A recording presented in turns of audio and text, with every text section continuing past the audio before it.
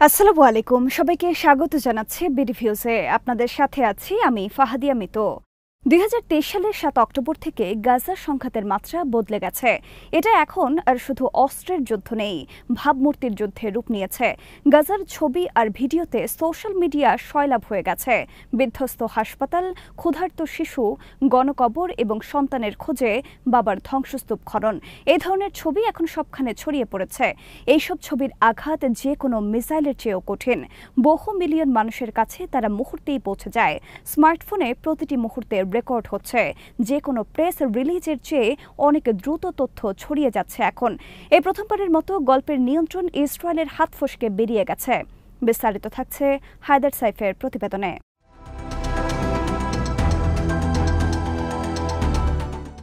গাজা যুদ্ধের ছবিগুলো দগদগে, কোনো ফিল্টার নেই সেখানে। এগুলো অগ্রাহ্য করার কোনো উপায় নেই। ঘটনা ঘটার মুহূর্তেই দুর্দশার ছবি প্রকাশিত হয়ে যাচ্ছে। শিশুর কান্না, বোমায় বিধ্বস্ত বাড়ি, সড়কে পড়ে থাকা লাশ, এগুলো সাজানো কোনো বিষয় নয়, এগুলো কোনো অপপ্রচার নয়, এটাই বাস্তবতা। মানুষ এইসব ছবি আর ভিডিও টিকটক, ইনস্টাগ্রাম, হোয়াটসঅ্যাপ এবং এক্সে দেখেছে। কোনো সম্পাদক এগুলো এডিট করতে পারছে না, কোনো মুখপাত্র ঘটনা বিকৃত করতে পারছে না। এমনকি অনেক ইসরায়েলিও এখন সত্য স্বীকার করতে বাধ্য হচ্ছে। ২৯ জুন হারেতসের কলামিস্ট গিডিয়ন লেভি বলেছেন, গাজা থেকে যেসব প্রত্যক্ষদর্শীর বিবরণ আর ছবি প্রকাশিত হচ্ছে সেগুলো দেখার পর খুব বেশি প্রশ্ন করার থাকে না। ইসরায়েল গণহত্যা চালাচ্ছে কিনা এই প্রশ্ন নিয়ে বিতর্ক সৃষ্টির চেষ্টা হচ্ছে, কিন্তু লেভি মনে করেন গাজার ছবি দেখার পর অভিযোগ অস্বীকার করার উপায় থাকে না।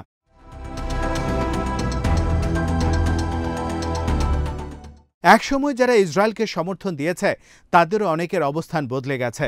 নিউ ইয়র্ক টাইমসের কলামিস্ট থমাস ফ্রিডম্যান ৯ মে লিখেছেন, এই ইসরায়েল সরকার আমাদের মিত্র নয়। তিনি প্রেসিডেন্ট ডোনাল্ড ট্রাম্পের উদ্দেশ্যে লিখেছেন, ইসরায়েলের কর্মকাণ্ড মধ্যপ্রাচ্যে যুক্তরাষ্ট্রের স্বার্থের ক্ষতি করছে।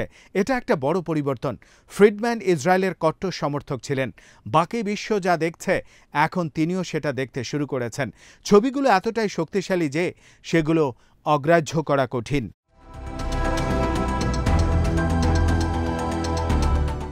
অতীতে ইসরায়েল নিজেদের বয়ান নিয়ন্ত্রণ করেছে।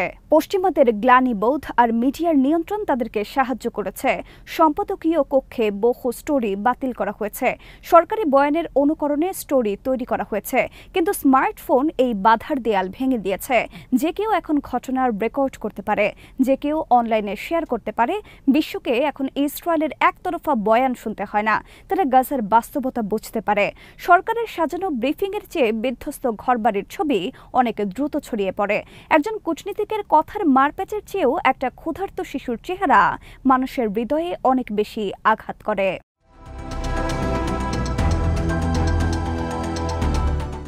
যুদ্ধের দৃশ্যাবলী ইসরায়েলকে ভেতরে ও বাইরে আহত করছে। দেশের ভেতরে ইসরায়েলিরা সংকটের মুখে পড়েছে। বহু বছর ধরে তারা নিজেদেরকে ভিকটিম হিসেবে তুলে ধরছে। তারা বিশ্বকে নির্যাতিত হওয়ার মিথ্যা গল্প শুনিয়েছে, কিন্তু বিশ্ব এখন তাদের হাতে আয়না ধরিয়ে দিয়েছে। বোমায় বিধ্বস্ত গাজার রাস্তাঘাটের ছবিতে তাদের স্ক্রিন ঢাকা পড়ছে। কৃষকায় ক্ষুধার্ত শিশুদের ছবি মানুষদেরকে তাড়া করে ফিরছে। এমনকি ইসরায়েলের মধ্যমপন্থীরাও এখন অস্বস্তি বোধ করতে শুরু করছে। তারা নৈতিক ভিত্তি হারানোর শঙ্কায় পড়েছে। ইসরায়েলের জনমানুষের বিতর্কে এখন ভয়ের বিষয়গুলো ঘুরে ফিরে আসছে। বিশ্ব তাদেরকে কিভাবে দেখবে এই ভয় তাদেরকে তাড়া করছে। তাদেরকে কি পরিণতিতে পড়তে হবে এই ভয়ও পিছু ছাড়ছে না।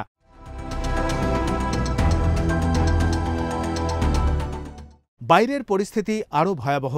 যেসব মিত্র একসময় শক্ত হয়ে পাশে ছিল তারাও এখন সরে যাচ্ছে।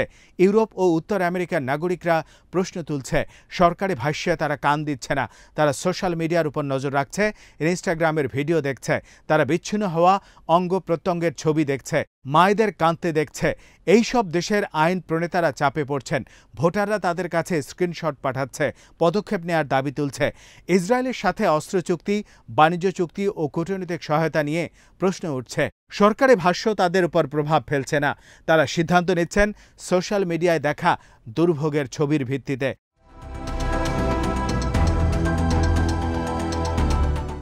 যুদ্ধক্ষেত্র আর সংঘাতের ময়দানে সীমিত নেই।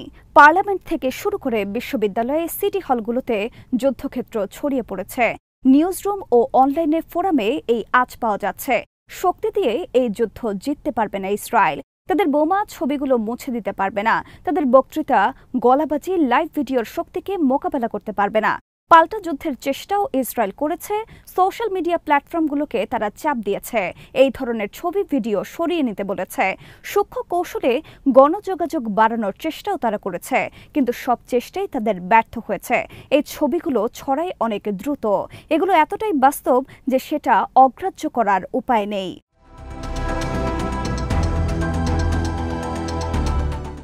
ইসরায়েলি সামরিক বাহিনী এটা বুঝতে পারছে, শুধু প্রতিপক্ষের মিডিয়াকেই তারা ভয় পাচ্ছে না, আইনি পরিণতির ভয়ও তাদের ভেতরে ঢুকে গেছে। সেনাদেরকে সাবধান করা হয়েছে যাতে যুদ্ধের মাঠে তারা সেলফি না তোলে।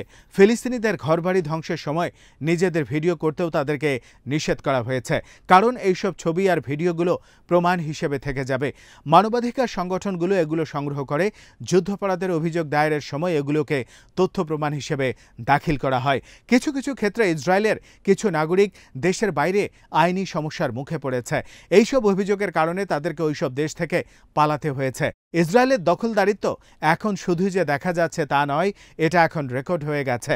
এটা অগ্রাহ্য করার কোনো উপায় নেই।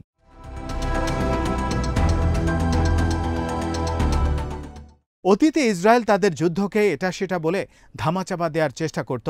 তাদের অলিক গালগল্প বলার পুরনো অভ্যাস রয়েছে, সবসময় তারা বয়ান নিয়ন্ত্রণ করেছে। কিন্তু এখন তাদেরকে বয়ানের মোকাবেলা করতে হচ্ছে। তাদের পাল্টা বয়ান পায়ে মাটি পাচ্ছে না। মিসাইলের শক্তিতে তারা যেটা লুকিয়ে রাখছে, স্মার্টফোন সেগুলোকে প্রকাশ করে দিচ্ছে। সরকারি ব্রিফিংয়ে যেসব তথ্যের কবর দেওয়া হচ্ছে, সোশ্যাল মিডিয়া সেগুলোকে তুলে আনছে। ছবিগুলো স্থায়ীভাবে সংরক্ষিত হচ্ছে। বিশ্ব বিবেককে তাড়া করে ফিরছে এই ছবিগুলো। এগুলো ন্যায় বিচারের দাবি তুলছে।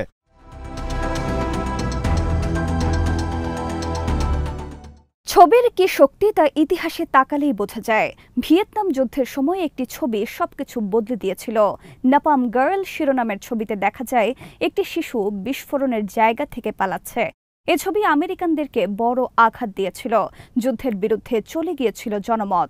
চাপে পড়ে যুদ্ধ বন্ধে বাধ্য হয়েছিল যুক্তরাষ্ট্র। আজকেও গাজার ছবিটা সেরকমই। পার্থক্যটা হলো এখন ছবিটা প্রতি মুহূর্তে সামনে আসছে, একটু সময়ের জন্য থামছে না। প্রতিদিন নতুন নতুন ফুটেজ আসছে। হাসপাতালের ধ্বংসাবশেষ, খাবারবিহীন শিশু, সন্তানের প্রাণহীন দেহ জড়িয়ে থাকা বাবা। এই ছবিগুলো মানুষের ধারণা বদলে দিচ্ছে, রাজনীতির মোড় ঘুরিয়ে দিচ্ছে, ক্ষোভ উস্কে দিচ্ছে।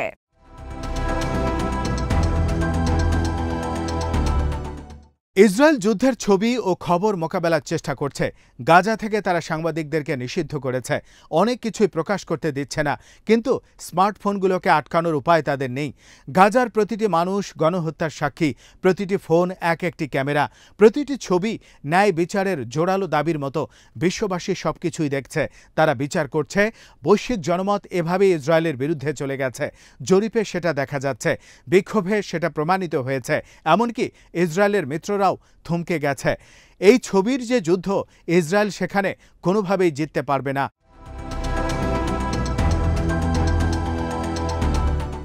নতুন এই বাস্তবতাটা স্থায়ী। স্মার্টফোন যুদ্ধকে বদলে দিয়েছে, তারা মিথ্যা বয়ানকে ঠেকিয়ে দিয়েছে। পরিস্থিতি ব্যাখ্যার জন্য কারোর আর সংবাদ উপস্থাপকের প্রয়োজন নেই। কেউ প্রেস রিলিজের জন্য অপেক্ষা করছে না। ছবিগুলোই সব কথা বলে দিচ্ছে।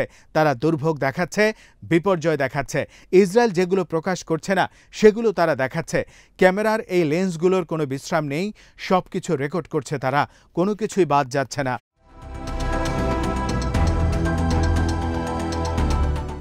ইসরায়েলের পুরনো কৌশল আর কাজ করছে না। অপপ্রচার দিয়ে লাইভ ভিডিও ফুটেজের মোকাবেলা করা যায় না। সামরিক শক্তি ভাইরাল ভিডিওর প্রভাব থামাতে পারে না। বিশ্ব গাজার যন্ত্রণা দেখছে, গাজার ক্ষতি উপলব্ধি করছে। প্রতিটি ছবি ইসরায়েলের বিরুদ্ধে জনমতকে আরও সংহত করছে। প্রতিটি ভিডিও ন্যায় বিচারের জন্য তথ্য প্রমাণকে আরও সমৃদ্ধ করছে।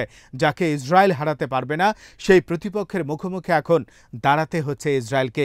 এই প্রতিপক্ষ হলো স্মার্টফোন, এই প্রতিপক্ষ হলো সত্য, এই প্রতিপক্ষ হলো ন্যায় বিচারের বৈশ্বিক দাবি।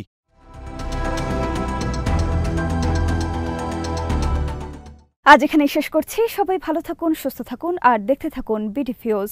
চ্যানেলটি ভালো লাগলে সাবস্ক্রাইব করুন, সংযুক্ত থাকুন আমাদের ফেসবুক পেজে। আল্লাহ হাফেজ।